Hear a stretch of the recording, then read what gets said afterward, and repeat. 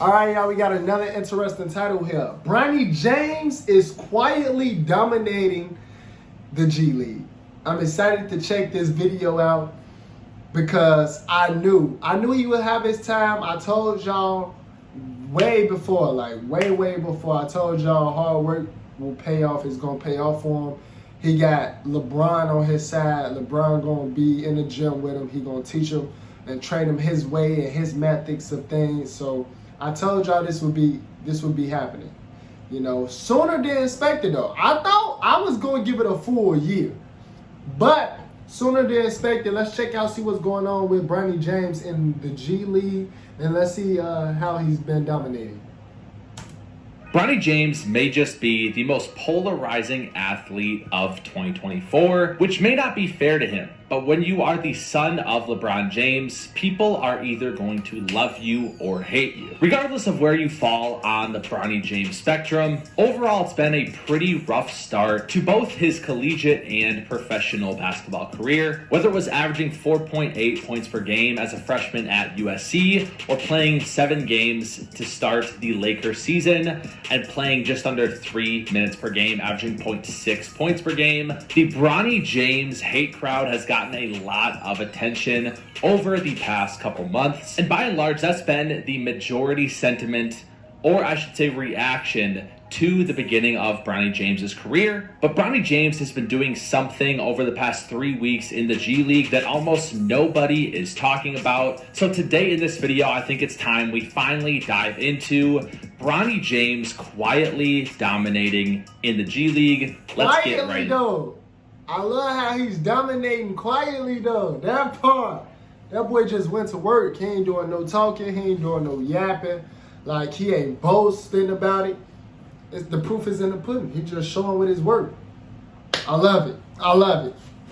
Into it. Like I said in the intro, to begin the year, he made history with LeBron, becoming the first father-son duo to appear in an NBA game in that opening night game versus the Wolves. But Bronny really didn't play for the Lakers after that, appearing in just 7 games, less than 3 minutes per game and 0.6 points per game before he was optioned to the Lakers G League team. And those first 2 games in November for the G League did not go over well for Bronny. That first one on November 9th, he had 6 points, went 2 for 9 from the field, 0 for 4 from 3, and had 5 turnovers. And then just 8 days later on November 17th would have 6 points while going 2 for 10 from the field, 0 for 2 from 3 again, which only perpetuated the Bronny James hate online. But after a 3-week break in the G League schedule, he would return for the South Bay Lakers and finally start to show why he belongs in the G League, scoring 16 points and then following it up just 5 days later with 30 points on 13 for 23 from the field. And if we take a look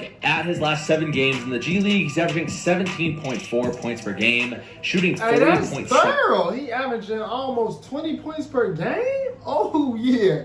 He's definitely quietly dominating up in the G League for sure. 7% from the field, 32.5% from 3, while averaging 5 rebounds and 5 assists per game. His 2 most recent games, he would score 15 points on 6 for 17 from the field, 3 for 8 from 3, 7 rebounds, 6 assists, 4 steals, and then 23 points on 7 for 14 from the field, 3 for 5 from 3, 9 rebounds, and 5 assists. It seems like Bronny is only getting better every single game he gets under his belt. Nice. And a couple things that really stick out to me through these last 7 games for Bronny in the G League is, number 1, his ability to play make. He's averaging 5.5 assists. And if you look at some of these... What I tell y'all? I told y'all. He averaging, on top of him almost averaging 20 points per game, he's also averaging 5 assists per game. He's a playmaker. And he's starting to become, slowly but surely, a scorer that they could depend on. I told y'all this what happened, though.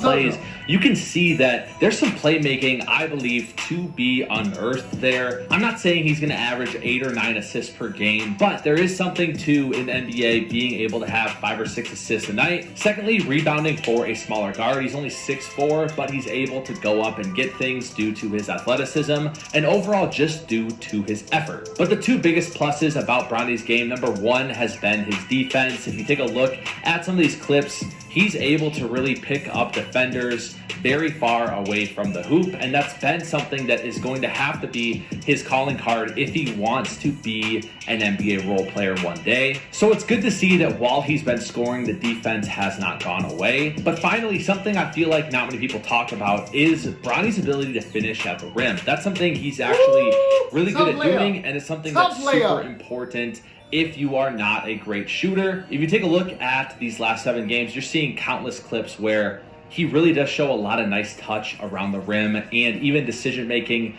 to efficiently get there. But at the same time, not everything is just rose-colored glasses for Bronny. He has plenty of things he still does need to work on. First and foremost, shot selection for him. I feel like he takes way too many bad shots a night. Even on some of these games where he's scored a ton of points, you'll see that he's putting up very inefficient nights. Not a lot of it is due to just missing open shots. It's due to forcing and shots that he just should not be taking. As he's been handling the ball more, his turnovers have not been great. He had a game, I think, that had 6 turnovers in them, a couple of them, and as he handles the ball more, he does have to clean that up as well. But I think the biggest thing he just absolutely has to do if he wants a shot at the NBA is be able to make 36% from 3. That's league average, and if you're going to be a defensive guy who is not a Trae Young or Luka Doncic type of scorer and facilitator, you have to be able to hit corner threes. So it's nice to see he's at 32%. That's up from 26% in college, although we're only talking about 9 games here, very small sample size. But that's where he has to be if he wants a chance at this. I do want to say, though, as much as people have clowned on him due to nepotism, he's LeBron James' son, it's the only reason he's in the NBA, I think you have to give him props for performing this well in the G League, responding to all that. It cannot be easy to be LeBron James Jr., being in the spotlight since you're 3 years old, and that's something even JJ Redick mentioned in practice the other day. Bronny just turned 20 years old. He has a ton of basketball ahead of him.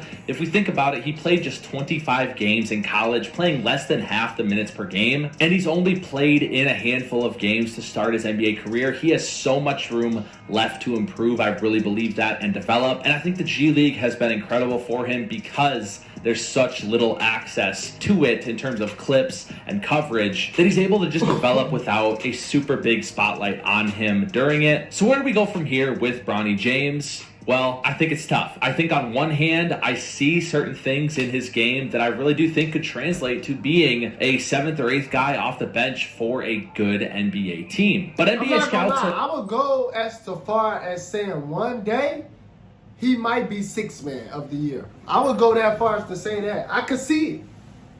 I could see Bronny James becoming 6th man one day. Easily.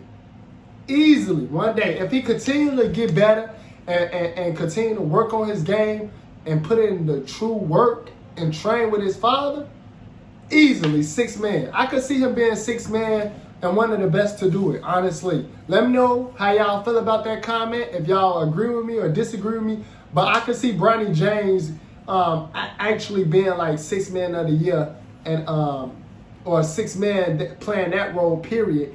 And being almost like a caliber player, like I'll say like a Jamal Crawford, but with better defense and minus the beautiful handle like dribbling moves. But you still never know. You just got to keep on watching him grow and elevate his game. But I'll go to far as saying 6th man of the year. I could see that happening for Bronny James if he continue to get better and better, because he's only 20 years old, literally.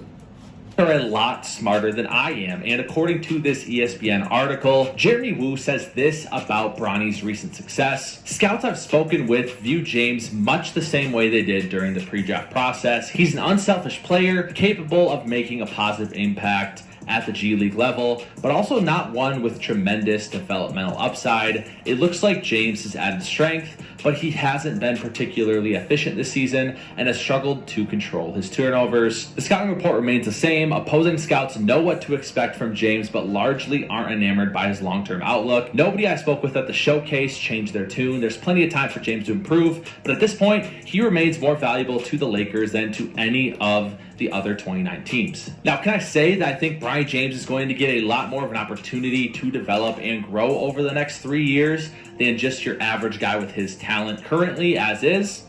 Yes, absolutely. But with that aside, I do think Bronny can become a contributing factor in the NBA one day. I'd say I'd give it maybe a 40% chance, 35, 40%. But he has to get in the reps.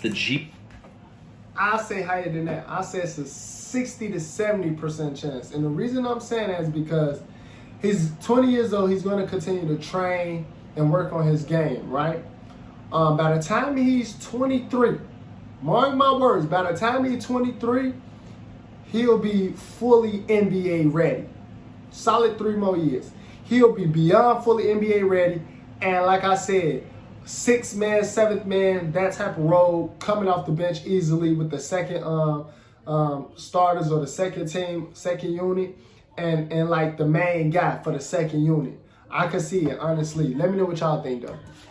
G-League is an opportunity for him to really be his college experience. He kind of didn't really have that at USC, barely playing a ton off the ball, still tons of eyes on him being in LA. He needs to get 50, 60, 70 G-League games under his belt to really be able to develop to a level where he can be a contributing factor. With that being said though, even if he does go off in the G-League, that doesn't necessarily mean it can translate to the NBA. You look at a guy like Luka Garza, who averaged 36.7 points per game in 3 G League games last year on 57.4% from the field, 33% from 3, and 12 boards a game. And then the year before, in 2022-2023, averaged 30.3 points per game on 63% from the field, 47% from 3, and 9.8 boards. Yet he can't find minutes with the Minnesota Timberwolves in the league. And same with Leonard Miller. He's playing very well in the G League right now as well. Cannot find minutes with the Wolves. You got Trey Alexander, who is 22 years old, but a rookie, averaging 25, 5, and 5 in the G League right now. You got a guy like J.D. Davison,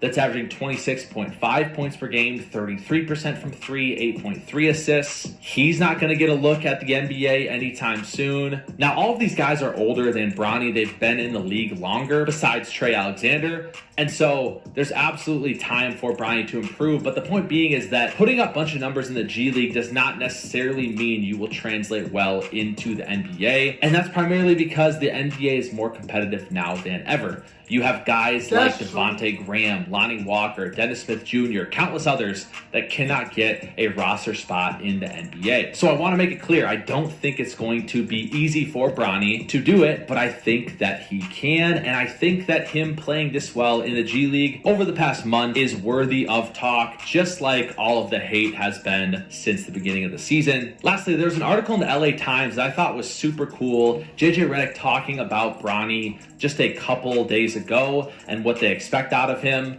that I would love to share with you guys. JJ says, what we've stressed with him throughout the summer, preseason, early season was getting himself into elite shape so that he could be a high-level impact player on the defensive end. And then he has a heel injury and has to lose some of that momentum. But we're excited about what he's done over the last 2 games and looking forward to see what he does in the lineup. This was back on December 17th, by the way, so there's 2 games here that JJ's not mentioning. It's not a punishment. You're either going to do the things we're asking you to do and you're going to play, or you're not going to do those things and you're not going to play. It's very simple, and that's just the way I'm going to coach the basketball team going forward. So I think not just for Bronny, what we envision for him to be able to play in impact winning, he's got to be able to baseline, do those things. It's no different than Max Christie or Dalton Connect. And if you do those things, you'll be rewarded with play. The development process, if you're clear with what you want and you're doing those things that we ask, you're going to get rewarded. So that's in some ways how you teach it. And then lastly, JJ Redick mentions he's gotten to the point where it's okay to fail. I think he has a real reservation to fail. He's had a camera on him since he was 8 years old. JJ mentions his own sons. Can't imagine there being a camera on them. And this is interesting to me. I trust JJ Redick. You may not. I love JJ. I think he's brilliant. I think the Lakers situation is not a coach problem. But JJ says, I think once he develops that, he's gonna take off. Like literally take off. He will do anything he's asked to do. He's done everything we've asked him to. So that's interesting to me. JJ Redick thinks that there is something there